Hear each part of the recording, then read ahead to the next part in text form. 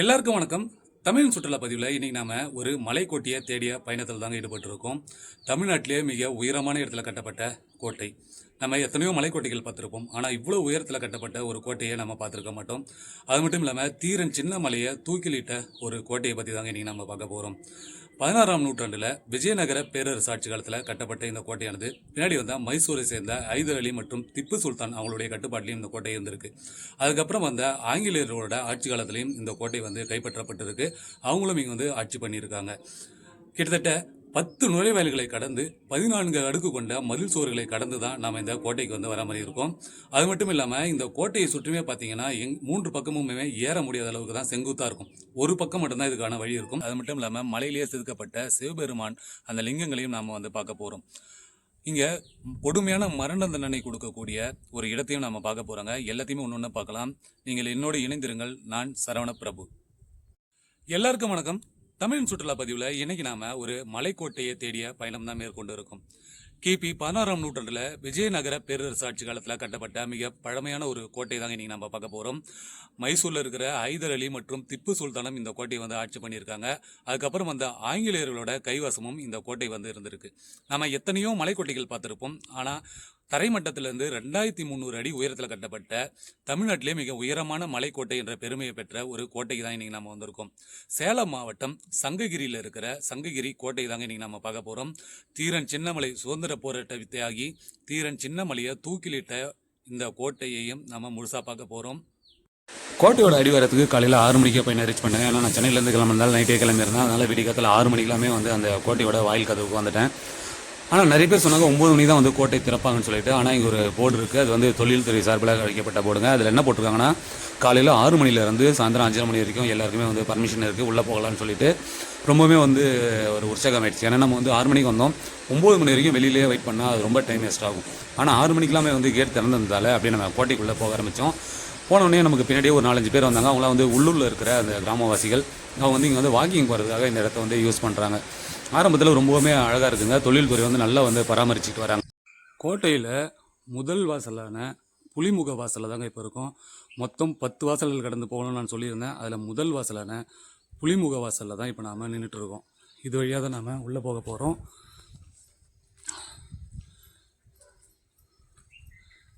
இங்கே ஒரு மீன் சின்னத்தையும் நம்மளால் பார்க்க முடியும். ரொம்ப பிரம்மாண்டமாக இருக்குது. இதுக்குள்ளேயே பாருங்கள், காவலாளிகள்லாம் இங்கே தங்கிறதுக்காக இந்த மாதிரியான திண்ணைகள் அமைப்பெல்லாம் இங்கே இருக்குது. காவலிகள் எப்போவுமே இங்கே காவல் காத்துக்கிட்டே இருப்பாங்க. இது 2வது வாயில். இது கல்கோட்டை வாசல் அப்படின்னு சொல்லிட்டு சொல்கிறாங்க. இங்கே பாருங்கள், மெயினானவங்களாம் போகும்போது ராஜாக்கள், அதாவது மந்திரிகள்லாம் வரும்போது இந்த பெரிய வாசல் வழி பயன்படுத்துவாங்க. மற்றபடி வேலைக்காரர்கள் அவங்களாம் போகும்போது பக்கத்தில் இருக்கிற இந்த சின்ன வாசல் வழியாக தான் பயன்படுத்தி போவாங்க. மற்ற நேரத்தில் இங்கே ஒரு பெரிய கதவு ஒன்று இருக்கும். இந்த பெரிய இடத்துல அந்த கதவு எப்பயும் மூடியாக இருக்குங்க. அதாவது முக்கியமான நிகழ்வுகள் அப்போ மட்டும்தான் இந்த பெரிய கதவு திறப்பாங்க. மற்றபடி எப்போயுமே கோட்டைக்குள்ளே போகிறவங்க இந்த சின்ன வாசல் வழியாக தான் நம்ம போகிற மாதிரி இருக்கும். உள்ளே ஒரு பெரிய மண்டபம் இருக்குது. அங்கே நிறைய சிற்பங்கள்லாம் இருக்குது, ஆஞ்சநேயர் சிற்பங்கள். அதெல்லாம் நம்ம ஒன்று ஒன்றா பார்க்கலாம். இங்கே மிக பெரிய அளவிலான ஒரு மண்டபம் இருக்குது. இங்கே வீரர்கள்லாம் இந்த இடத்துல தான் ஓய்வு எடுத்துகிட்டு இருப்பாங்கன்னு நினைக்கிறேன். அதாவது காவல் காக்கிறதுக்கும் அப்படியே உட்காந்து ஓய்வு எடுக்கிறதுக்காகவும் இதை பயன்படுத்தியிருப்பாங்க. இங்கே ஒரு அழகான அனுமன் சிலை இருக்குது. இது விஜயநகர பேரரசு ஆட்சி காலத்தில் செதுக்கப்பட்ட ஒரு சிற்பம். அந்த அனுமன் பாருங்கள், வால் பின்புறம் தூக்கின மாதிரி இருக்குது இல்லைங்களா? அது வீரத்தின் வெளிப்பாடு அப்படின்னு சொல்லிட்டு அவங்க அழைக்கிறாங்க. ரொம்பவுமே பிரம்மாண்டமாக இருக்குது. இந்த கோட்டை வாசலை கடந்து வந்ததுக்கப்புறம் இங்கே ஒரு பிரம்மாண்டமான ஒரு குளம் இருக்குங்க. இப்போ தண்ணி இல்லாமல் வற்றி போயிருக்கு. ஆனால் இந்த குடிநீர் தேவைக்காக இது பயன்படுத்தி இருக்கணும். இது பார்த்திங்கன்னா தரையிலலாம் இல்லை, ஒரு பாறை. அந்த பாறையவே அவங்க செதுக்கியிருக்காங்க. குளமாக வெட்டி எடுத்திருக்காங்க. எவ்வளோ பேர் இருக்கணும் பாருங்கள். இந்த குளம் ஃபுல்லாக நீர் இருந்ததுன்னா எப்படி இருக்குன்னு கொஞ்சம் கற்பனை பண்ணி பாருங்கள். அப்போ எவ்வளோ வீரர்கள் இங்கே பாதுகாப்புக்காக இருந்திருப்பாங்க. அவங்களுடைய குடிநீர் தேவையை பூர்த்தி பண்ணுறதுக்காக இந்த குளத்தை வெட்டியிருக்காங்க. இந்த குளத்தோட எதிர்புறமே ஒரு அழகான ஒரு சிவன் கோயில் இருக்குது. இங்கே இருக்கிற நந்தியை நம்மளால் பார்க்க முடியும். நந்தியோட தலையெல்லாம் சேதாரமாயிட்டு இருக்குங்க. அதாவது போர் எடுத்து வரும்பொழுது இந்த நந்தி சிலைகள்லாம் உடைக்கப்பட்டிருக்குன்னு நினைக்கிறேன். பாருங்கள், அதனுடைய பின்பகுதி எல்லாமே உடைஞ்சிருக்கு. தலைப்பகுதியும் இல்லை, அதே போல் அந்த கால்களும் இல்லை. ரொம்பவுமே சேதாரமாயிருக்கு. அதாவது ரொம்பவுமே நிறைய பேர் இங்கே படையெடுத்து வந்திருக்காங்க. ஸோ அப்படி படையெடுத்து வரும்போது அது எல்லாமே இங்கே மறைஞ்சிருக்குங்க. இது உள்ளே சிவனோட கருவறை இருக்குது. உள்ளே சிவன் இருக்காரா தெரியல. இருக்காருன்னு நினைக்கிறேங்க. சிவன் வந்து இருக்காரு. இது வந்து பார்க்கறதுக்கு அந்தளவுக்கு தெரியல. இங்கே மயில்கள் நிறைய இருக்குது. ஜூம் பண்ணி காட்டுறேன் பாருங்கள், தெரியுதா? நிறைய அளவிலான மயில்கள் இங்கே இருக்குங்க. ரொம்பவுமே அழகாக இருக்குது காலையில் பார்க்குறதுக்கு. இப்போ காலையில் மணி 6 தான் ஆகுது. மயில்கள்லாம் வந்து வாக்கிங் போகிற டைம் நினைக்கிறேன். அந்த டைமில் நம்ம வந்திருக்கோம். நிறைய மயில்கள். கோட்டை சுவர்களை பாருங்கள் எவ்வளோ வந்து பிரம்மாண்டமாக இருக்குதுன்னு சொல்லிட்டு. இதே போல் மொத்தம் 14 கோட்டை மதில் சுவர் மட்டுமே இந்த கோட்டையில் இருக்குங்க. இந்த கோட்டை சுற்றியும் 14 சுவர்களை வந்து அவங்க வந்து கட்டியிருக்காங்க. ரொம்பவுமே வந்து ஒரு பிரம்மாண்டமான ஒரு கோட்டைன்னு தான் சொல்லணும். இப்போ நம்ம மலையோட அடிவாரத்தில் தான் இருக்கோம். இன்னும் நம்ம மலை ஏற ஏற ரொம்பவுமே கொஞ்சம் டஃப்பாக இருக்குங்க. இந்த மலையில் ஏறத்துக்கு கிட்டத்தட்ட 2.5 மணிலேருந்து இல்லை 3 மணி நேரமாக வரைக்கும் ஆகும்னு சொல்லியிருக்காங்க. நம்ம எவ்வளோ நேரத்தில் ஏறன்றதை பார்க்கலாம். 2வது நுழைவாயில கடந்து உள்ளே வந்துடுவோன்னே இங்கே ஒரு மாரியம்மன் கோயில் இருக்குங்க. கோயில் வந்து காலையில் பூட்டி தான் இருக்குது. அதாவது இங்கே இருக்கிற கோயில்கள்லாம் எப்போ திறப்பாங்கன்னு சொல்ல முடியாது. அதெல்லாம் நம்ம வரும்போது திறந்துருக்கணும்னு சொல்லிட்டு எதிர்பார்க்கவும் கூடாது. அதாவது இந்த மாரியம்மனோட ஸ்பெஷல் என்னென்னு பார்த்தீங்கன்னா, இங்கே சுற்று வட்டாரத்தில் இருக்கிற 18 கிராம மக்களும் ஊரில் ஏதாவது திருவிழா நடத்தணும்னா முதல்ல இந்த மாரியம்மனுக்கு வந்து பொங்கல் வச்சு வழிபடுவாங்களாம். அதுக்கப்புறமா தான் அவங்க ஊரில் இருக்கிற திருவிழா வேலைகளையே ஆரம்பிப்பாங்கன்னு சொல்கிறாங்க. ரொம்பவுமே ஒரு புகழ்பெற்ற ஒரு மாரியம்மன் கோயில். இதுக்கு பக்கத்துலேயே ஒரு பெருமாள் கோயில் ஒன்று இருக்குங்க. எல்லாமே கோயிலும் மூடி தான் இருக்குது. இது எப்படி பெருமாள் கோயில்னு சொல்கிறோம்னா, அதனால் பாருங்கள், பெருமாள் பள்ளி கொண்டா போல் படுத்திருக்காருல சென்டரில். கொஞ்சம் கிட்ட போய் கட்டுறேன். இதுக்கு பக்கத்துலேயே ஒரு பெரிய பெருமாள் கோயில் இருக்குது. அந்த பெருமாள் பாருங்கள் நடுவில் பள்ளி கொண்டவர் மாதிரியும் இந்த பக்கம் சங்கு சக்கரத்தோட அமர்ந்த கோலத்துலேயும் காட்சி கொடுக்குறாரு. இங்கே பக்கத்துலேயே பாருங்கள் பெருமாள் நின்ற கோலத்தில் சங்கு சக்கரத்தோடு இருக்கிறத பார்க்க முடியும். ரொம்பவுமே பிரம்மாண்டமாக இருக்குங்க இந்த கோயில். பெரிய அளவில் இருக்குது. ஆனால் இப்போ வந்து பூட்டி தான் இருக்குது. இது எப்போ திறப்பாங்கன்னு தெரியல. வருஷத்துக்கு ஒரு தடவை திறப்பாங்களா இல்லை ஏதாவது விசேஷ நாட்களில் மட்டும் திறப்பாங்களான்னு சரியாக தெரியல. ஆனால் பார்க்கும்போது ரொம்பவுமே பிரமிப்பாக இருக்குது. இங்கே பெரிய அளவிலான ஒரு கோயிலுங்க. கண்டிப்பாக இந்த கோயில் திறக்கும்பொழுது நம்ம வந்தோம்னா கொஞ்சம் நல்லாயிருக்கும். ஏன்னா வெளியிலேயே இவ்வளோ பிரம்மாண்டமாக இருக்குது. இன்னும் கோயிலுக்குள்ளே போய் பார்த்தோன்னா எப்படி இருக்குன்னு சொல்லிட்டு தெரிஞ்சுக்கலாம். கோயிலோட முன்புறம் அந்த பிரம்மாண்டமான அந்த கோபுரத்தை பார்க்குறோம். அப்படியே அது பின்னாடி பாருங்கள், அந்த மலையோட அழகு ரொம்பவுமே சூப்பராக இருக்குங்க. என்ன ஒரு அழகு மலையை பார்க்கும்பொழுது. நாம் இது வழியாக தான் வந்து மேலே ஏறி போக போகிறோம். அதாவது மலைக்கு மேலே கோட்டையை பார்க்கணுன்னா இங்கே ஒரு தூபமும் இருக்குது. அது பக்கத்துலேயே ஒரு சின்ன மண்டபம் இருக்குது. காலை வேலையில் வர ரொம்பவே நல்லா இருக்குங்க. இப்போ தான் மணி 6:15 ஆகுது. நான் 6 மணிக்கு தான் ஸ்டார்ட் பண்ணியிருந்தேன். 6:15க்கு அதிகமான வெயில் இல்லாமல் அந்த வானமெல்லாம் பாருங்களேன் எவ்வளோ அழகாக கலர்ஃபுல்லாக இருக்குது. பார்க்கவே ரொம்பவுமே அழகாக இருக்குது. பெருமாள் கோயிலில் இருந்து அப்படியே நாம் மலை ஏற தொடங்கிட்டோம். இங்கே வழி நெடுக்கலும் பாருங்கள், 2 பக்கமுமே வந்து கற்கள் வச்சுருக்காங்க. நடுவில் தான் வந்து அப்படியே பாதையாக இருக்குது. அங்கங்கே கொஞ்சம் கொஞ்சம் பாதைகள் இருக்குது. அப்புறம் வந்து பார்த்திங்கன்னா ஃபுல்லாக மண் ரோடாக இருக்குது. பாறைகளே வெட்டி இவங்க வந்து படிகளாக வந்து செஞ்சுருக்காங்க. சில இடத்துல படிக்கட்டுகள் வந்து கட்டியும் இருக்காங்க. அப்படியே நம்ம எல்லாத்தையும் ஒவ்வொன்றா பார்த்துக்கிட்டே மலைக்கு மேலே ஏற ஆரம்பிக்கலாம். இப்போ தான் உண்மையான மலையேற்றமே ஆரம்பிச்சிருக்கு. ஏன்னா மலையில் இப்போ நம்ம படிகளில் வந்து ஏற ஆரம்பிச்சிட்டோம். சுற்றியுமே பாருங்களேன் அடர்ந்த காடுகள் தான்.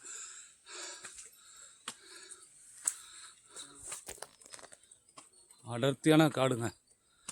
ரொம்பவுமே ஒரு ரிஸ்க்கான இடம் இது. இப்போவே இப்படி இருக்குது. அந்த காலத்துலேயே வச்சு பாருங்கள், ஒரு 500-600 வருஷத்துக்கு முன்னாடி இந்த பாதையில் நடந்து வரும்பொழுது இன்னும் எப்படி காடுகளாக இருந்திருக்கும். எதிரிகள் வந்து அவ்வளோ சீக்கிரம் வந்து இந்த கோட்டையை வந்து கைப்பற்ற முடியாதபடி ரொம்பவுமே அருமையாக வந்து கட்டியிருக்காங்க. இந்த மதில் சுவரோட அகலம் மட்டும் பாருங்கள், கிட்டத்தட்ட எப்படியும் ஒரு 4 அடிக்கு இருக்கும். அவ்வளோ வந்து அகலமாக கட்டியிருக்காங்க. மலையை சுற்றிலும் இதை போல் 14 மதில் சுவர்கள் இருக்குதுன்னு சொல்லியிருக்காங்க. அந்த 14 மதில் சுவர்களையும் கடந்து தான் மலையோட உச்சிக்கு போக முடியும். அதுவும் இல்லாமல் இந்த பாறையிலேயே நீங்கள் பாருங்கள், இந்த பாறையிலேயே வந்து இந்த மதில் சுவரை வந்து கட்டியிருக்காங்க. அப்போ இந்த பாறையில் இந்த கற்களில் வந்து நிற்கணும். ஏன்னா இதில் வந்து சிமெண்ட்டோ இல்லைனா சுண்ணாம்போ எதுவுமே கிடையாது. அப்படியே கற்களை வந்து அடுக்கி மட்டும் தான் வச்சுருக்காங்க. அதுக்காக என்ன பண்ணியிருக்காங்க, இந்த படிகளை இந்த இடத்துல வர மலைகள் வந்து அப்படியே படிகளாக வந்து ஃபஸ்ட்டு செதுக்கியிருக்காங்க. அந்த கற்களில் வந்து உட்காரணுன்னு இங்கே பாருங்கள், ஒவ்வொரு கல்லுமே வந்து உட்காரதுக்கு ஏற்ற மாதிரியான அமைப்பில் இந்த படிகளை வந்து இங்கே செதுக்கியிருக்காங்க. இங்கே பார்த்தா உங்களுக்கு நல்லா தெரியும், இந்த இடத்துல படிகள் செதுக்கியிருக்காங்களா. இதுக்கு மேலே தான் வந்து அப்படியே கற்களை வச்சு ஒவ்வொன்றா எழுப்பியிருக்காங்க. ரொம்பவுமே வந்து ஒரு பிரம்மாண்டமான ஒரு மதில் சுவருங்க. நாம் அடுத்ததாக ஒரு நுழைவாயிலுக்குள்ளே வந்துட்டோம். இது வந்து 3வது நுழைவாயில். இங்கே தான் வந்து கடிகார வாசல் அப்படின்னு சொல்லிட்டு சொல்லுவாங்க. அதாவது எதுக்காகனா, இங்கே இருக்கிறவங்க வந்து அந்த காலத்தில் டைம் பார்க்கணுன்னா அங்கே ஒரு மண்டபம் ஒன்று கட்டியிருக்காங்க. அந்த மண்டபத்தில் போய் நின்று தான் இன்றைக்கி என்ன டைம்ன்றதை கரெக்டாக யூகிச்சு சொல்லுவாங்களாம். அந்த மண்டபத்தில் போயிட்டு அதை பற்றி நான் டீட்டெயிலாக சொல்கிறேன். இந்த மண்டபத்துக்குள்ளேயே ஒரு அழகான அனுமனோட புடை சிற்பம் இருக்கிறது நம்மளால பார்க்க முடியும். ஏன்னா விஜயநகர பேரரசு ஆட்சி காலத்தில் அவங்க செதுக்கின அனுமன் எல்லாமே இதை போட்டு தாங்க இருக்கும். அதாவது இது வந்து சண்டைக்கு புறப்படுற மாதிரியே இருக்கும். அவனுடைய வால் பாருங்க தலைக்கு மேலே வந்து நீண்டு இருக்கிற மாதிரி இருக்கும். ரொம்பவே அழகாக இருக்கும் அவங்களோட அந்த அனுமன் சிற்பம்லாம் பார்க்கும்போது. அந்த நுழைவாயில கடந்து வந்ததுக்கப்புறம் ஒரு பக்கம் வந்து ஃபுல்லாக வந்து மதில் சுவருங்க, பெரிய பெரிய கற்களை வச்சு அந்த சுவரை வந்து எழுப்பியிருக்காங்க. இன்னொரு பக்கம் பார்த்திங்கன்னா ஃபுல்லாக வந்து காடு, ஃபுல்லாக அடர்த்தியான மரங்கள். இந்த அடர்த்தியான மரங்களை அப்படியே கடந்து தான் நாம் போகிற மாதிரி இருக்குது. நடுவில் வந்து ஒரு 3 பேர் நடந்து போகலாம் ஒரே நேரத்தில். அந்த மாதிரியான அமைப்பில் தான் இந்த வழியை வந்து உருவாக்கியிருக்காங்க. ஃபஸ்ட்டு வந்து இங்கே வந்து பாறைகள்லாம் வச்சு படிக்கட்டுகள்லாம் இருந்திருக்கும். ஆனால் இப்போ வந்து பிற்காலத்தில் அதெல்லாம் அழிஞ்சிடுச்சு. அதெல்லாம் நம்ம அப்படியே மண்ணிலே நடந்து போகிறோம். அங்கே இருக்கிற சில படிக்கட்டை மட்டும் பார்க்க முடியுது பாருங்கள். கோட்டைகள் கட்டும்போது பெரும்பாலும் அந்த மலையோட சரிவில் தான் வந்து வழியை உண்டாக்குவாங்க. அது மலைக்கு வந்து இப்படி நெட்டாக போகிற மாதிரி எப்பயுமே வழி இருக்காதுங்க. மலையை ஒட்டியே தான் நாம் சுற்றி மலை மேலே ஏற மாதிரி இருக்கும். அந்த அமைப்பில் தான் இந்த பக்கம் வந்து ஃபுல்லாக மலைகளாக இருக்குது. இங்கே வந்து மலையோட சரிவு. அதில் இந்த இடத்துல வந்து ஒரு பெரிய ஒரு மதில் சுவரை எழுப்பி நடுவில் வந்து நம்ம போகிறதுக்கான பாதையை வந்து அவங்க வந்து உருவாக்கி கொடுத்துருக்காங்க. நாம் நிறைய கோட்டைகளை வந்து பார்த்துருப்போம். அதாவது ஒரு கோட்டைனா நுழைவாயில் வந்து 3 இல்லை 4 தான் இருக்கும். ஆனால் இந்த சங்ககிரி மலையில் மட்டும் 10 நுழைவாயில்கள் இருக்குது. அது மட்டும் இல்லாமல் 14 அடுக்கு கொண்ட மதில் சுவர்கள் இருக்குது. இது எல்லாமே கடந்து தான் எதிர்நாட்டு வீரர்கள் வந்து இந்த கோட்டையை வந்து அட்டாக் பண்ண முடியும். ரொம்பவுமே ஒரு பாதுகாக்கப்பட்ட கோட்டை. அவ்வளோ சீக்கிரம் வந்து யாராலையுமே வந்து உள்ளே நுழைய முடியாது. ரொம்பவுமே ஒரு பிரம்மாண்டமான பெரிய அளவிலான கோட்டைங்க. அதுவும் இல்லாமல் இந்த மலையை பார்க்குறதுக்கு சங்கு வடிவில் இருக்குமா. அதில் வந்து கிரினா மலைன்னு அர்த்தம். அதில் இந்த மலைக்கு பேர் வந்து சங்ககிரி அப்படின்னு சொல்லிட்டு வச்சுருக்காங்க. இந்த கோட்டையை கட்டது யாருன்னு பார்த்தீங்கன்னா கிபி 16ஆம் நூற்றாண்டில் விஜயநகர பேரரசு ஆட்சி காலத்தில் இந்த கோட்டை வந்து கட்டப்பட்டிருக்கு. அதுக்கப்புறம் வந்து மைசூரை சேர்ந்த ஹைதர் அலி அப்புறம் திப்பு சுல்தான் அவங்களும் வந்து இந்த கோட்டையை வந்து கைப்பற்றி கொஞ்ச நாள் ஆண்டுட்டு வந்திருக்காங்க.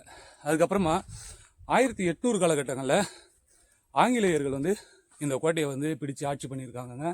அதனால் ரொம்பவுமே ஒரு பழமையான கோட்டை. அதுவும் இல்லாமல் மலையோட உச்சியில் வந்து அதாவது தூக்கு தண்டனை நிறைவேற்றுற ஒரு மண்டபம் இருக்குது. மொத்தம் 4 நிலையில் வந்து அங்கே வந்து தண்டனை கொடுப்பாங்களாம். ரொம்பவுமே கொடூரமாக இருக்குன்றாங்க அந்த தண்டனைகள். அந்த இடத்தெல்லாம் பற்றி தான் நம்ம வந்து பார்க்க போகிறோம். சரி வாங்க அப்படியே மலை ஏறிக்கிட்டே ஒன்று ஒன்றா பார்க்கலாம். கொஞ்சம் தூரம் மலையேறி வந்ததுக்கப்புறம் இந்த இடத்துல இருக்கிற ஒரு இடத்துல அழகான விநாயகரோட புடைப்பு சேர்க்குவாமி இருக்கிறதை நம்மளால் பார்க்க முடியுது. பிரம்மாண்டமான கோட்டைங்க. கீழே இருந்து ஃபுல்லாமே வந்து கருங்கல்லால் கட்டப்பட்டிருக்கு. அந்த மேல் பகுதி மட்டும்தான் செங்கல்லால் கட்டப்பட்டிருக்கு. இப்போ தான் சமீபத்தில் இங்கே மேலே அந்த சிமெண்ட் பூச்சிலாம் வந்து நடந்திருக்கு.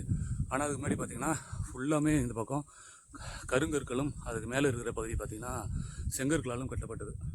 இந்த மண்டபம் வழியாக நாம் இப்போ உள்ளே வந்திருக்கோம்.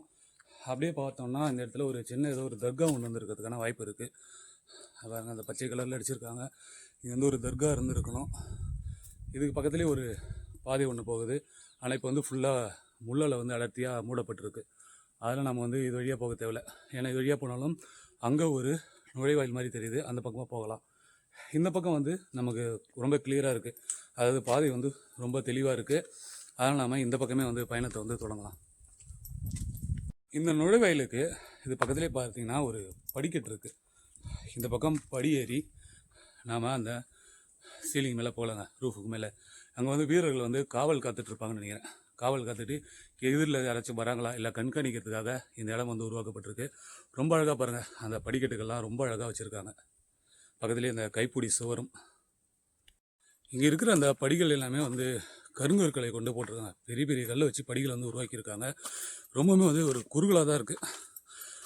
ஒரு நேரத்தில் வந்து ஒரு வீரனால தான் வந்து அந்த படி வந்து ஏற முடியும். 2 பேர் வந்தால் ரொம்பவுமே வந்து இடிச்சிக்கிட்டு ஏற மாதிரி இருக்கும். அதாவது எதிரிகள் பூந்தா கூட அதிகமான பேர் உள்ள நுழையாதபடி பாதுகாப்பாக இந்த வழியில் வந்து அமைச்சிருக்காங்க.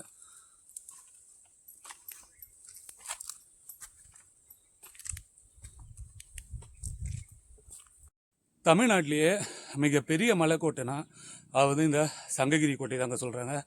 அதுக்கான காரணம் என்ன, இந்த மலை வந்து 2300 அடி உயரம் கொண்டதாக இருக்குது. அது மட்டும் இல்லாமல் அந்த மலையை ஏறி அடையணும்னா கிட்டத்தட்ட நம்ம ஒரு 1500 படிகளை வந்து ஏறினா தான் மலை உச்சிக்கு போக முடியும். ரொம்பவுமே பாதுகாப்பாக கட்டப்பட்ட கோட்டை. தமிழ்நாட்டிலே மிகப்பெரிய ஒரு மலைக்கோட்டை. அதில் ஏறும்போது கொஞ்சம் கஷ்டமாக தானே இருக்கும். காலையிலே மூச்சு வந்து இறக்க ஆரம்பிச்சிடுச்சு. அதான் கொஞ்சம் உரமாக நின்றுட்டுருக்கேன். கொஞ்சம் தூரம் நம்ம மலையேறி வந்ததுக்கப்புறம் இங்கே ஒரு குகை போன்ற அமைப்பு இருக்குங்க. உள்ளே பாருங்கள், இப்போ கொஞ்சம் க்ளீன் பண்ணியிருக்காங்க. இது வந்து இயற்கையாக உண்டான குகை. இங்கே வந்து வீரர்கள் வந்து ஓய்வு எடுத்திருக்கலாம். உள்ள சில படிகளும் நமக்கு தெரியுது. அதில் கீழே வந்து கற்கள் அடுக்கி அங்கே வந்து வீரர்கள் ஓய்வு எடுத்துக்காக இதை வந்து பயன்படுத்தியிருக்கலாம். மலையேறி வந்ததுக்கப்புறம் இது வந்து 5வது நுழைவாயில்னு நினைக்கிறாங்க. இப்போ நம்ம 5வது நுழைவாயிலோட உட்பகுதிக்கு தான் போக போகிறோம். ரொம்ப செங்குத்தாக இருக்குது இந்த இடம். ரொம்பவுமே கஷ்டமாக இருக்குது ஏறத்துக்கு. கொஞ்சம் பொறுமையாக தான் ஏறி வந்துட்டுருக்கேன். இந்த நுழைவாயிலுக்குள்ளே வந்ததுமே இங்கேயும் ஒரு விநாயகரோட புடைப்பு சிற்பத்தை நம்மளால் பார்க்க முடியுது. ரொம்பவுமே அழகாக இருக்கார். இப்போ இருக்கிறவங்க நல்லா பெயிண்ட்லாம் அடித்து அதெல்லாம் தெரிகிற போல் வச்சுருக்காங்க. ரொம்பவுமே சேதனமாக இருக்குங்க இந்த மண்டபம். கீழே பாருங்கள், ஃபுல்லாக இரும்பு புத்தாக இருக்குது. வீரர்கள் இங்கே உட்காந்து ஓய்வு எடுப்பாங்க. அந்தளவு இந்த ரொம்ப கொஞ்சம் பெரிய அளவில் தான் கட்டப்பட்டிருக்கு. இந்த மண்டபத்துக்கு பக்கத்துலேயே ஒரு சுரங்க வழி மாதிரி இருக்குங்க உள்ளே போகிறதுக்கு. இங்கே பாருங்கள், இதுக்குள்ளே வந்து ஒரு வழி ஒன்று போகுது. உள்ளே வந்து ரொம்ப இருட்டாக இருக்குது. அப்படியே நம்ம இறங்கி போனாலும் உள்ளே என்ன இருக்குன்னு தெரியாது. அதில் உள்ளெல்லாம் போகிறது ரொம்பவே ரிஸ்க்கான காரியம். இந்த மாதிரி இடத்துல மட்டும் தனியாக வரும்பொழுது தயவு செஞ்சு இந்த மாதிரி ரிஸ்க்கெல்லாம் எடுக்காதீங்க. வெளியில் இருந்தே பார்த்துட்டு வந்துடுங்க, அதான் நல்லது. இந்த குகைக்கு பக்கத்துலேயே இங்கே சிவலிங்கங்களோட புடைப்பு சிற்பம் இருக்கிறதையும் நம்மளால் பார்க்க முடியுது. மொத்தம் இங்கே 2 லிங்கங்கள் இருக்குது. ரொம்ப அழகாக வந்து இந்த மலையில் செதுக்கியிருக்காங்க. 5 நுழைவாயில்களை கடந்து இப்போ நம்ம 6வது நுழைவாயிலுக்கு தாங்க போக போகிறோம். அந்த 6வது நுழைவாயில் பெயரே பார்த்திங்கன்னா ரொக்கத்திட்டி வாசல் அப்படின்றாங்க. அதாவது மோர் வாசல் அப்படின்னு சொல்கிறாங்க. அதுக்கான காரணம் என்னன்றதை அந்த மண்டபத்தில் போய்ட்டு நம்ம டீட்டெயிலாக பார்க்கலாம். இந்த நுழைவாயிலை கடந்ததுக்கப்புறமா பாதை பாருங்கள், ரொம்பவுமே செங்குத்தாக ஏறுது. ரொம்ப செங்குத்தாக இருக்குது. நான் கூட என்னடா கொஞ்சம் ஃப்ரீயாக இருக்கேன்னு பார்த்தேன். ஆனால் ரொம்பவுமே செங்குத்தாக இருக்குது. கொஞ்சம் கடினமாக தான் இருக்கும் ஏறுறது. கொஞ்சம் தூரம் மலையேறி வந்ததுக்கப்புறம் இந்த மாதிரியான ஒரு கிரானரியை வந்து நம்ம பார்க்குறோம். அதாவது இது வந்து ஒரு சேமிப்பு கிடங்கு. இங்கே என்ன சேர்த்து வச்சுருப்பாங்கன்னு நினைக்கிறீங்க? ஆயுதங்கள், துப்பாக்கி மற்றும் வெடிமருந்துகளை வந்து இந்த இடத்துல வந்து சேமித்து வச்சுருக்காங்க. அதை வந்து பாதுகாத்துட்டும் இருந்திருக்காங்க. இப்போ அதுக்குள்ளே போய் பார்ப்போம். ரொம்ப இருட்டாக இருந்தால் உள்ளே போக தேவையில்ல. போகிற மாதிரியான வழிகள் இருந்ததுன்னா கண்டிப்பாக உள்ளே போய் பார்க்கலாம். இது வந்து ரொம்ப பெரிய ஒரு ஆயுத கிடங்குங்க. சைஸே பாருங்கள், ரொம்ப பெரிய அளவில் இருக்கும். இதுக்குள்ளே போகும்போது கொஞ்சம் பார்த்து போகணும். ஏன்னா பாம்புகள் எங்கேயாவது வந்து இந்த மாதிரி இடங்கள்ல தான் அதிகமாக இருக்கும். அதனால் கொஞ்சம் நம்ம கவனமாக போகணும். இந்த இடத்துல இதனுடைய அமைப்பே பாருங்கள், ஒரு அரைவட்ட வடிவில் வந்து இந்த இதை வந்து கட்டியிருப்பாங்க. தெரியுதுங்களா? நாங்கள் வந்து பார்க்கும்போது தெரியும். இங்கே வந்து துப்பாக்கிகள்லாம் வந்து இந்த இடத்துல அடுக்கி வச்சுருப்பாங்க. அது மட்டும் இல்லாமல் வெடி மருந்துகளையும் இந்த இடத்துல வந்து அடுக்கி வச்சுருப்பாங்க. திடீர்னு போர்க்காலம் வருதுன்னா உடனே என்ன பண்ணுவாங்க, டக்கு டக்குன்னு துப்பாக்கிகள்லாம் எடுத்து அந்த சின்ன வாசல் இருக்குல்ல, அது அந்த பக்கமாக வந்து வீரர்கள் நிற்பாங்க. அவங்ககிட்ட கொடுப்பாங்க. அதை அவங்க வாங்கி அடுத்த வீரர்களுக்கு வந்து உடனே பாஸ் பண்ணிகிட்டே இருப்பாங்க. அதுக்காகவே இது வந்து கட்டப்பட்டிருக்கு. முழுவதும் பாருங்கள், செங்கல் மற்றும் சுண்ணாம்பு மட்டுமே வச்சு இந்த கட்டியிருக்காங்க. அதுவும் இல்லாமல் கிட்டத்தட்ட எப்படி பார்த்தா ஒரு 48 நீளத்துக்கு இருக்கும். ஆனால் குறுக்கில் எந்த ஒரு பில்லருமே தூண்களுமே இல்லாமல் பிரம்மாண்டமாக வந்து இந்த ஆயுத கிடங்கு வந்து கட்டியிருக்காங்க. பார்க்கவே ரொம்பவுமே அழகாக இருக்குல்ல. இது முன்புற வாசல். இந்த இடத்துல ஒரு கதவு இருந்திருக்கணும். அதற்கான துவாரங்கள் தான் இப்போ நாம் பார்த்துட்ருக்கோம். பாருங்கள், துவாரங்கள் இருக்குது. இந்த பக்கமும் பார்த்திங்கன்னா ஒரு துவாரம் இருக்குது. அப்படியே அடிப்பாக்கத்துலேயும் இங்கே ஒரு துவாரமும் இருக்குது. அப்படியே இங்கே ஒரு துவாரம் இருக்குது. இங்கே வந்து ஒரு கதவு இருக்குன்னு நினைக்கிறேன். அந்த கதவு வந்து எப்பயுமே பூட்டியே இருப்பாங்க. காவலாளிகள் வெளிப்பக்கம் காவல் காப்பாங்க. அதே போல் அந்த பக்கம் பின்னாடி இருக்கிறவங்க அந்த சின்ன வாசலுக்கு வெளிப்பக்கமும் காவல் காத்துட்டு இருப்பாங்க. நமக்கு எதிர்ப்புறம் தெரிகிற அந்த பாறை இடிவிழுந்தான் பாறை அப்படின்னு சொல்லுவாங்க. கிபி 1800 ஆங்கிலேயரோட ஆட்சி காலத்தில் ஒரு பெரிய ஒரு இடி வந்து இந்த மலையை வந்து தாக்கியிருக்குங்க. அப்போ வந்து அந்த பாறைகள் வந்து 2ஆக வந்து பிளவுபட்டிருக்கு. அந்த இடிவிழுந்தான் பாறைக்கு எதிர்ப்புறமே தான் நம்ம பார்த்த இந்த ஆயுத கிடங்கு இருக்கும். இந்த ஆயுத கிடங்கு வந்து முழுக்க முழுக்க செங்கல்லும் சுண்ணாம்பும் வச்சு மட்டுமே கட்டப்பட்டிருக்கு. இது வந்து ஆங்கிலேயர்கள் காலத்தில் கட்டப்பட்ட ஒரு கிடங்குன்னு அப்படின்னு சொல்கிறாங்க. ஏன்னா அதுக்கு முன்னாடி இருந்த தமிழ் மன்னர்களாக இருக்கட்டும், இல்லை விஜயநகர பேரரசாக இருக்கட்டும், அவங்களாம் வந்து பெரிய பெரிய கருங்கற்களை கொண்டு தான் பெரிய பெரிய கட்டிடங்களை வந்து எழுப்புவாங்க. ஆனால் இங்கே வந்து முழுவதும் செங்கல்லே தான், பேஸ்ல இருந்தே செங்கல் மேலே வரைக்குமே செங்கல் தான் பூசியிருக்காங்க. அதனால் இது வந்து ஆங்கிலேயர்கள் ஆட்சி காலத்தில் தான் இந்த வெடிமருந்து கிடங்கு வந்து கட்டப்பட்டிருக்கும். வெடிமருந்து கிடங்குலேருந்து நாம் இப்போ மலையேற ஆரம்பிச்சிட்டோம். கிட்டத்தட்ட ஒரு 10 நிமிஷம் இங்கே வந்து நம்ம உட்காந்து ரெஸ்ட் எடுத்துகிட்டு இருந்தோம். அந்த டைமில் வந்து இங்கே ஒரு 5-6 பேர், அதாவது இங்கே இருக்கிற உள்ளூர் வாசிகள் வந்து 5-6 பேர் வந்து மலையேற ஆரம்பித்தாங்க. அவங்களாம் வந்து முன்னாடி போயிட்டுருக்காங்க. நம்ம அப்படியே கொஞ்ச நேரம் உட்காந்து ரெஸ்ட் எடுத்துகிட்டு அதுக்கப்புறமா வந்து நம்ம மலையேற ஆரம்பிக்கிறோம். இங்கேருந்தும் படிகள் வந்து ரொம்பவே செங்குத்தாக தான் ஏற ஆரம்பிக்குது. கொஞ்சம் கடினமாக தான் இருக்கும்னு நினைக்கிறேன். இப்போ தான் நம்ம பாதி மலையை வந்து ரீச் பண்ணியிருக்கோம்னு நினைக்கிறேன். இன்னும் பாதி மலை வந்து ஏற வேண்டியது இருக்குது. அப்படியே ஒன்று ஒன்றா பார்த்துட்டே போகலாம். இந்த மலையேற்றமே ரொம்ப பெரிய ஒரு மலையேற்றமாக இருக்குது. ஏற ஏற வந்து அப்படியே இருக்கிறதுக்க நின்றுக்கிட்டே போகுதுங்க. ரொம்ப மூச்சு வாங்குது. ரொம்ப வந்து செங்குத்தாக இருக்குது. ஏறுறது வந்து அவ்வளோ வந்து சுலபமான காரியம் கிடையாது. ஏன்னா கிட்டத்தட்ட ஒரு 1 கிலோமீட்டர் தூரத்துக்கு இது மாதிரி செங்குத்தான பாதையில் தான் நம்ம ஏற வேண்டியது இருக்குது. இன்னும் நாம் அந்த மலையோட உச்சி வரைக்கும் போகணும். இன்னும் எவ்வளோ நேரம் ஆகுன்னு தெரியல. ஸ்லோவாக தான் ஏறிக்கிட்டு இருக்கோம். பொறுமையாக போயிட்டு ஒரு இடத்தையே பார்க்கலாம். ஆயுத கிடங்குலேருந்து 10 நிமிஷம் நேரம் நம்ம மலையேறி இருக்கோம். மலையேறினோடனே நமக்கு பின்னாடி தெரியல ஒரு சின்ன தூண் போல் இருக்குல்ல, அங்கே வந்து ஒரு சிவன் இருக்காருங்க. அதாவது லிங்க வடிவத்தில் வந்து சிவபெருமான் இருக்கார். அவர் என்னன்னு பார்த்துட்டு அதுக்கப்புறம் மலையேறலாம். இந்த சின்ன தூண் மேலே அழகாக அந்த சிவலிங்கத்தை வந்து சிற்பமாக செதுக்கியிருக்காங்க. ரொம்ப அழகாக இருக்குது. ரொம்ப சின்னதாக ஒரு 1/2 அடி தான் இருக்கும் அந்த லிங்கத்தோட அமைப்பு. கீழே வந்து இந்த ஆவுடையும், மேலே வந்து அந்த லிங்கத்தையும் நம்மளால் வந்து பார்க்க முடியுது. ஓம் நம சிவாய.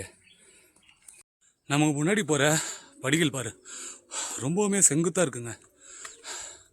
இன்னும் அந்த உச்சி வரைக்கும் போகணும். அதுக்கப்புறம் செங்குத்தாக இருக்குமா இல்லை கொஞ்சம் ஃப்ளாட்டாக இருக்குமான்னு தெரியல. ஆனால் இவ்வளோ வரைக்கும் நம்ம ஏற வேண்டியது இருக்கும். ஆனால் வழியில் எடுக்கலாம் படிகள் இருக்குது. நல்ல பெரிய பெரிய கற்களை வந்து படிகளாக யூஸ் பண்ணியிருந்துருக்காங்க. இன்னமும் நல்ல நிலமையில தான் இருக்குது. ரொம்பலாம் வந்து டேமேஜ் ஆகலை. லாஸ்ட் டைம் நம்ம கிருஷ்ணகிரி கோட்டைக்கு போயிருந்தோம். அங்கே படிகளே கிடையாது. ஃபுல்லாக வந்து எல்லாமே இடிஞ்சு ஊர்ந்துருந்தது. அது மேலே தான் நம்ம ஏறி போய் பார்க்குற மாதிரி இருந்தது. ஆனால் இங்கே படிகள் நல்ல நிலமையில தான் இருக்குது. ஏறுறதுக்கு கொஞ்சம் கஷ்டமாக இருக்குது. மலையோட முக்கால்வாசி தூரம் நம்ம ஏறி வந்திருப்போம். ஏறி வந்ததுக்கு அப்புறமா ஒரு சூப்பரான ஒரு வியூ பாயிண்ட் ஒன்று பார்க்குறாங்க. நம்ம எதிர்க்க சில மலைகள்லாம் தெரியுது. ஆனால் இந்த ஏரியாலேயே இருக்கிற பெரிய மலை வந்து இந்த சங்ககிரி மலை தான். அதை சுற்றி இருக்கிற மலைகள் எல்லாமே ஒரு சிறிய மலைகளாக தான் நம்மளால் பார்க்க முடியும். அதுவும் சுற்றி அந்த மேகம் முட்டமாக இருக்குது பார்த்திங்களா, ரொம்பவுமே அழகாக இருக்குது. காலையில் கரெக்டாக மணி 7 ஆகுது. அப்படியே அது கீழே ஒரு பைபாஸ் ஒன்று தெரியும். இது வழியாக தான் நம்ம வந்தோம். சேலம் ஈரோடு பைபாஸ் இது வழியாக தான் நம்ம வந்து இறங்கி இந்த மலைக்கோட்டைக்கு வந்திருக்கோம். கோயம்புத்தூர் பைபாஸ் வந்து இது பக்கத்துலேயே வந்து அப்படியே போயிட்டு இங்கே வந்து ஜாயிண்ட் ஆகுது. அங்கே ஒரு கம்பெனி ஒன்று தெரியும். அந்த சின்ன மலை இருக்குல்ல, அதுக்கு பின்னாடியிலேருந்து தான் கோயம்புத்தூர் பைபாஸும் இங்கேருந்து போயிட்டுருக்கு.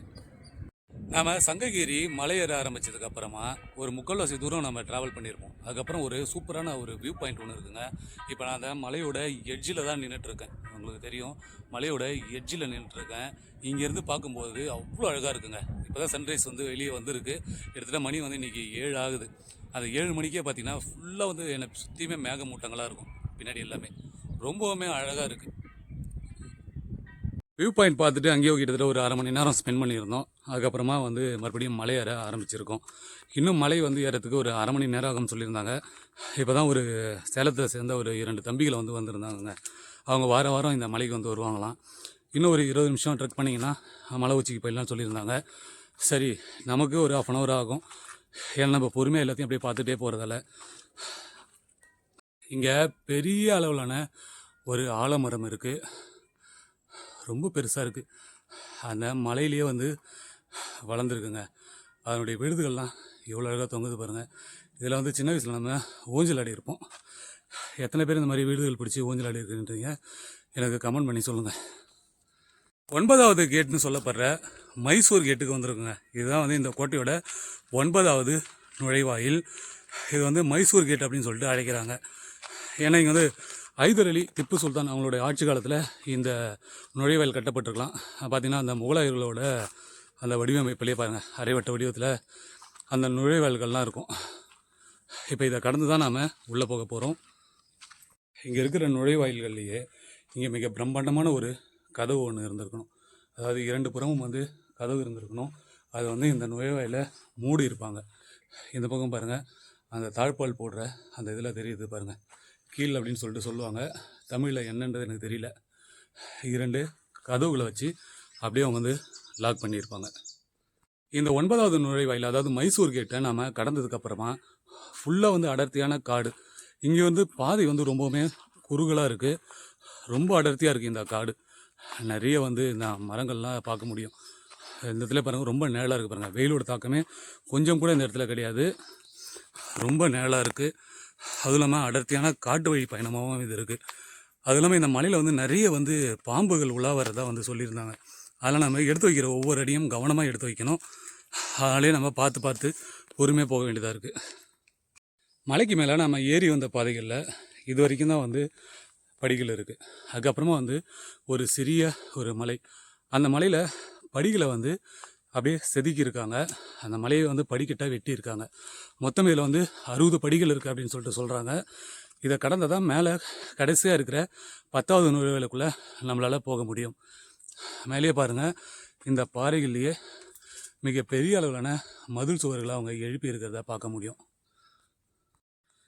ரொம்ப நல்லா இருக்குங்க இந்த படியில் ஏறுறதுக்கு. ஆனால் கொஞ்சம் கவனமாக இருக்கணும். படிகளில் வந்து கீழே சறுக்கி விடாமல் இருக்கிறதுக்காக அவங்க இந்த படிகளை இங்கே எல்லாமே பாருங்கள் உளி போட்டு செதுக்கியிருக்காங்க. சின்ன சின்ன பள்ளமாக போட்டிருக்காங்கல்ல. ஏன்னா இது வந்து கிரிப்னஸ்க்காக, ஏறும்போது சறுக்கி விடாமல் சீக்கிரமாக ஏறதுக்காக இதை வந்து மாதிரி பண்ணியிருக்காங்க. இப்போ நாம் 10வது நுழைவாயிலுக்குள்ளே நுழைய போகிறோம். அது மாதிரி இந்த நுழைவாயிலுக்கு முன்னாடி ஒரு சிறிய ஒரு யானையோட புடைப்பு சிற்பம் இருக்குது பாருங்கள். இது வந்து கஜேந்திர மோட்சம், அதாவது விஷ்ணு பகவான் வந்து யானையாக மாறி அந்த முதலையை கொன்று ஒருத்தரை காப்பாற்றுறாங்க. அந்த காட்சி தான். கீழே வந்து இங்கே முதலை இருக்குது. அதுக்கு மேலே வந்து யானை ஏறி அதை மெரித்து அந்த தும்பி கையால் அதை தூக்கி போடுற மாதிரியான காட்சி. இது வந்து கஜேந்திர மோட்சம் அப்படின்னு சொல்லிட்டு சொல்லுவாங்க. இதுக்கு பக்கத்துலேயே ஒரு பூதகணமும் இருக்குது பாருங்கள். இந்த பூதகணமும் இங்கே வந்து பண்ணியிருக்காங்க. இன்னும் வந்து உள்ள மண்டபத்துக்குள்ளே ஒரு ஆஞ்சநேயரோட புடைப்பு சிற்பம் இருக்குது. அதாவது அது வந்து 4 தெரியுமா கை வச்சு மறைக்கும் பொழுது. சரி, உள்ளே போய்ட்டு அதை பார்க்கலாம். இந்த மண்டபம் கொஞ்சம் பெரிய அளவில் இருக்குது. இங்கே தான் அந்த அனுமனோட சிலை இருக்குங்க. அது இருக்குல்ல, இதை இப்போ நம்ம பார்க்க போகிறோம். இது கொஞ்சம் வித்தியாசமான அமைப்பில் இருக்கும். எப்படின்னு கேட்குறீங்களா? ஒரு நிமிஷம். இங்கே பார்க்குறதுக்கு 2 அனுமன் போல தான் இருக்குது. இந்த அனுமனை பார்க்கும்போது 2 அனுமன் மாதிரி தெரியுதுல்ல. ஆனால் இதில் இப்படி கை வச்சு மறைச்சோன்னா இப்படி ஒரு அனுமன் இருக்கிறத பார்க்கலாம். அது மட்டும் இல்லாமல் இந்த பக்கம் நம்ம கை வச்சு மறைச்சாலும் கீழே ஒரு அனுமன் இருக்கிறத பார்க்கலாம். மொத்தம் இங்கே 4 அனுமன். அது வந்து 2ஆக வந்து இங்கே வந்து செதுக்கியிருக்காங்க. அவனுடைய அந்த கலை சிற்ப நுணுக்கம் இருக்குல்ல, அது ரொம்பவுமே பாராட்டத்தக்கதாக இருக்குது. ரொம்ப சூப்பராக இருக்குது. நாம் இப்போ மலையோட உச்சி வரைக்கும் வந்துட்டோங்க. அதாவது 10வது கேட் வழியாகவும் நுழைய ஆரம்பிச்சிட்டோம். வெளியில் வந்து பூதகணங்களும் அப்புறம் கஜேந்திர மோட்சத்தையும் பார்த்தோம். அதுக்கப்புறமா இங்கே இருக்கிற அந்த அனுமன் சிலைகளையும் பார்த்தோம். நான் வந்து இப்போ தனியாக வந்திருக்கிறதால அதை வந்து என்னால் கை மறைச்சி கரெக்டாக சொல்ல முடியல. ஏன்னா நான் கை மறைச்சேன்னா வீடியோ எடுக்கும்போது கொஞ்சம் மறைக்குது. ஆனால் அது வந்து ரொம்பவுமே அற்புதமாக இருக்குங்க அந்த சிற்பம். நீங்கள் இந்த மலைக்கு வந்தீங்கன்னா கடைசியாக 10வது நுழைவாயில் இருக்கிற அந்த சிற்பத்தை மறக்காமல் பாருங்கள். ரொம்பவுமே அற்புதமாக இருக்குது. அப்படியே நம்ம போக வேண்டிய பாதை வந்து பின்புறம் இருக்குங்க. மலையோட உச்சிக்கு நம்ம வந்து சேர்ந்துட்டோம். இன்னும் கொஞ்சம் தூரம் நடந்து போனால் மேலே ஒரு பெருமாள் கோயிலும் அப்புறம் ஒரு ஆஞ்சநேயர் கோயிலும் இருக்குது. மேலே தான் வந்து தீரன் சின்னமலை அவர்களை தூக்கிலிட்ட தூக்கு மேடை இருக்குது. இது வந்து ரொம்ப கொடூரமான மரண தண்டனை கொடுக்குற இடங்க. மொத்தம் 4 வழியாக வந்து அதை வந்து 4 விதமாக வந்து அந்த தண்டனை வந்து கொடுப்பாங்களாம். கடைசியாக தான் மரண தண்டனை கொடுப்பான்னு சொல்லியிருக்காங்க. அந்த இடத்துல வந்து நம்ம பார்க்க போகிறோம். அதெல்லாம் மலைக்கு மேலே ஏறி முழுவதும் நம்ம சுற்றி பார்க்கலாம். பொறுமையாகவே பார்ப்போம். அப்போ தான் நம்ம தேடி வந்தது எல்லாத்தையுமே நம்மளால் வந்து பார்க்க முடியும். இந்த வீடியோ இதோட முடியுதுங்க. நம்ம 10 நுழைவாயில்களையும் 14 மதில் சுவர்களையும் கடந்து வந்திருக்கோம். இனி மலை உச்சியில் இருக்க ஆயிரங்கால் மண்டபங்களையும் ஒரு ஆஞ்சநேயர் கோயில், அதுக்கப்புறம் ஒரு பெருமாள் ஆலயத்தையும் நம்ம வந்து பார்க்க போகிறோம். அது மட்டும் இல்லாமல் கொடுமையான தண்டனை தரக்கூடிய ஒரு தூக்கு மேடையும் அடுத்த பதிவில் நம்ம பார்க்கலாம். கொடூரமான தண்டனை கொடுக்கும் ஒரு குழி, அதாவது சவக்குழின்னு சொல்லலாம், அந்த மாதிரியான ஒரு கொடூரமான ஒரு இடம் இருக்குது. அதையும் நம்ம அடுத்த வீடியோவில் பார்க்கலாம். இந்த வீடியோ உங்கள் எல்லாருக்குமே பிடிச்சிருந்தா மறக்காமல் லைக் பண்ணுங்கள், சப்ஸ்கிரைப் பண்ணுங்கள், ஷேர் பண்ணுங்கள். மீண்டும் அடுத்த வீடியோ சந்திக்கிறேன். நன்றி, வணக்கம்.